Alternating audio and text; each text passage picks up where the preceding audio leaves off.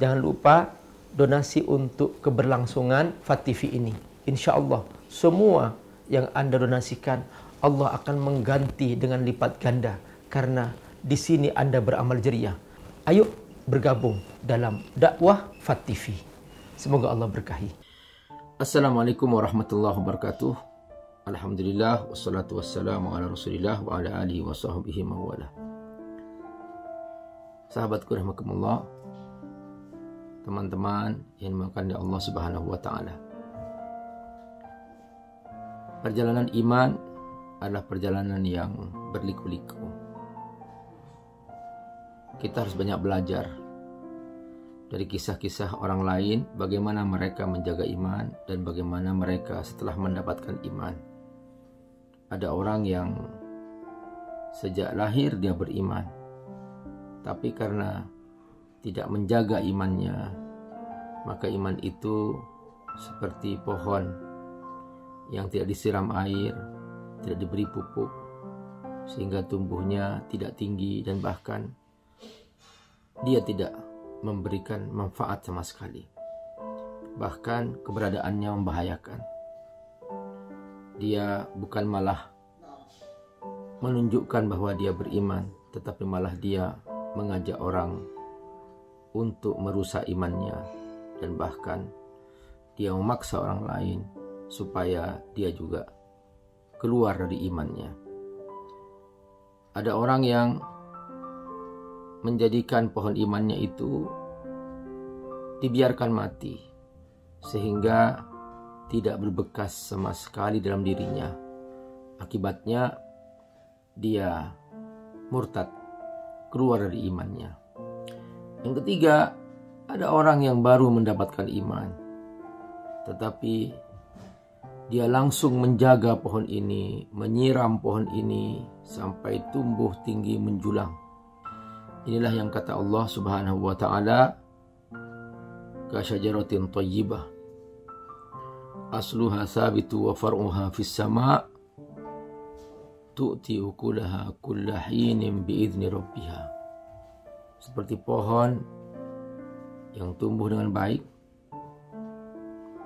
dan pohon ini benar-benar memberikan manfaat yang luar biasa, tinggi menjulang, memberikan rindang, memberikan buah-buahan, dan semua orang merasa aman di bawahnya. Teman-teman, kisah-kisah seperti ini penting kita untuk belajar. Dulu para ulama banyak merekam kisah-kisah para sahabat. Ibnu Hajar menulis buku Al-Isabah. Di dalamnya tentang kisah-kisah para sahabat.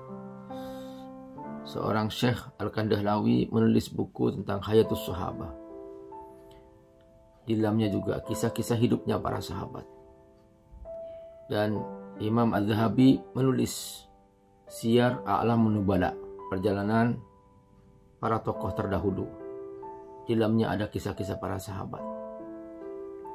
Sekarang sebetulnya kita bisa belajar dari kisah-kisah zaman sekarang, terutama dari orang-orang yang beriman yang hidup di negara orang kafir, artinya di negara barat. Di situ iman berhadapan-hadapan dengan kekafiran. Maka dari situ kita bisa menemukan sebuah pemandangan yang kontras, ini iman, ini kafir. Kelihatan di situ.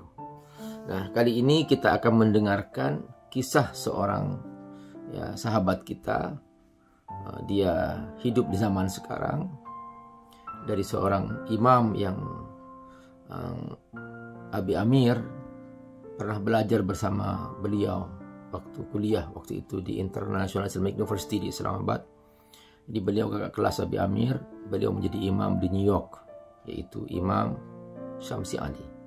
Jadi insya Allah mudah-mudahan Abi Amir bisa terus men-sharing cerita-cerita beliau, karena beliau seperti seorang perawi yang hidup di tengah-tengah masyarakat yang tidak ada iman di situ, tapi ada orang-orang yang beriman mempertahankan imannya.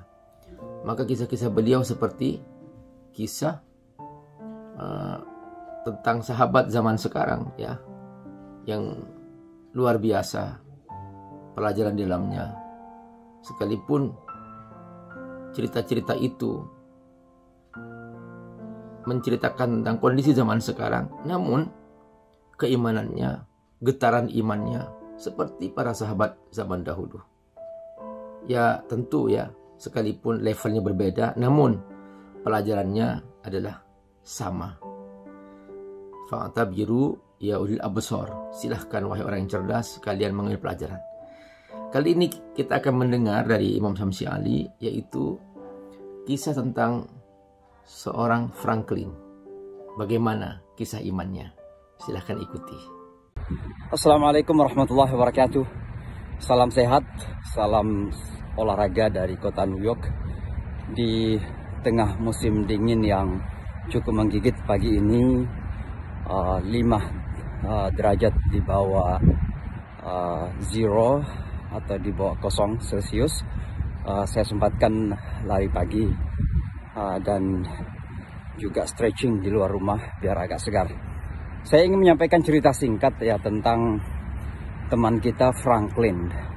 Jadi Franklin ini adalah seorang anak remaja yang baru berumur sekitar 16-17 tahun.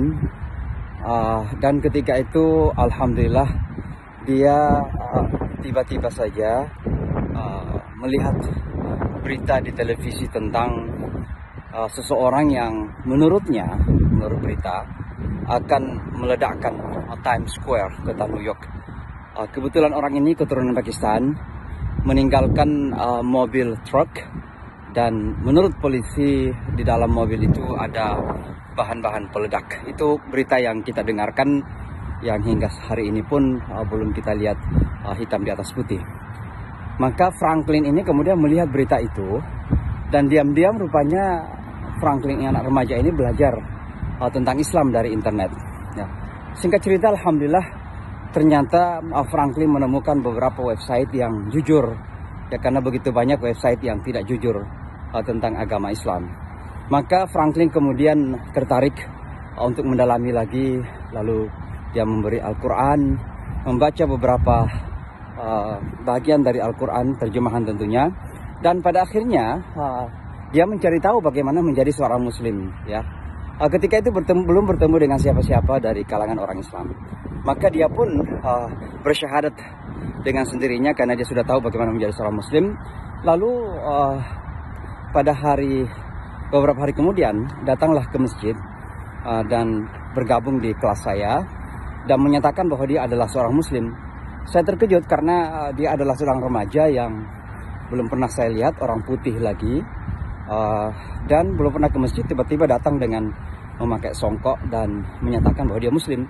Maka saya tanya, kamu lahir dari orang tua Muslim atau bagaimana? Dia katakan baru beberapa hari yang lalu dia masuk Islam.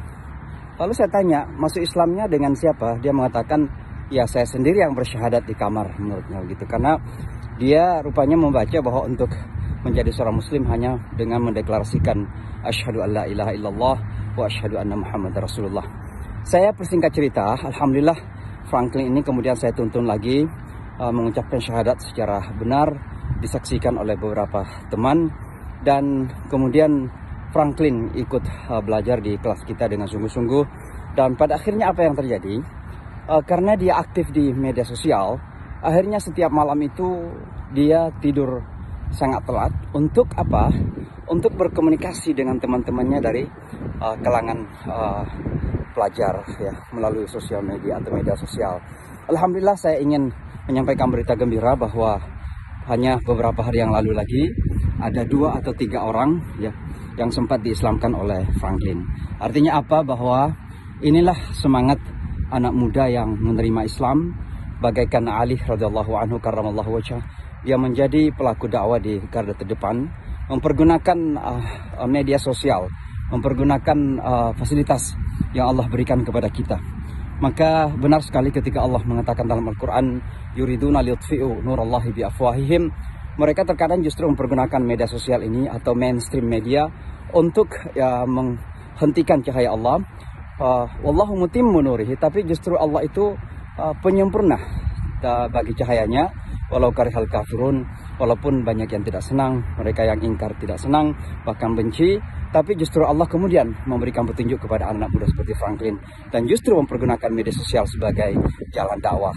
Mohon doa untuk Franklin dan mohon doa untuk kami semua bahwa di tengah tantangan insya Allah ada peluang, di tengah kesulitan yang ada kemudahan yang Allah siapkan untuk kita semua.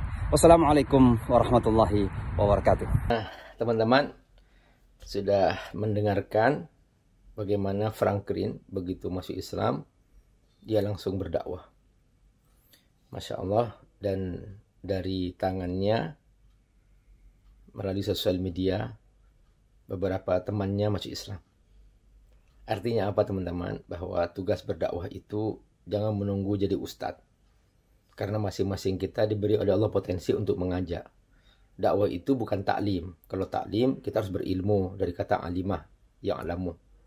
Ta'lim. Tapi kalau dakwah dari kata da'a yad'u, mengajak.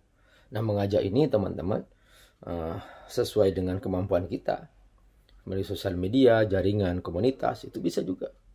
Jadi nggak perlu, artinya nggak harus jadi ustadz, nggak. Yaitu Franklin langsung berdakwah karena dia punya kemampuan melalui sosial media, maka dari situ beberapa temannya masuk Islam.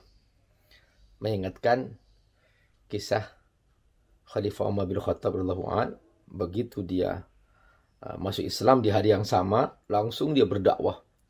Langsung dia minta izin ke Rasulullah, wahai Rasul, izinkan aku untuk menemui siapa orang-orang yang paling memusuhi Islam. Ditunjukkan fulan. Langsung Umar langsung mendatangi rumahnya dan mengatakan bahwa aku telah masuk Islam. Silahkan. Siapa yang ingin istrinya jadi janda dan siapa yang ingin anaknya jadi yatim, silahkan hadapi aku. Maka tidak ada yang menghalangi Umar masuk Islam. Jadi langsung dia berdakwah seketika di hari yang sama. Masya Allah, luar biasa teman-teman ya. Ayo kita belajar dari Franklin agar kita dapat keberkahan dakwah insya Allah. Halo teman-teman, teruskan bersama Abi Amir dalam kisah-kisah iman hanya di FAT TV.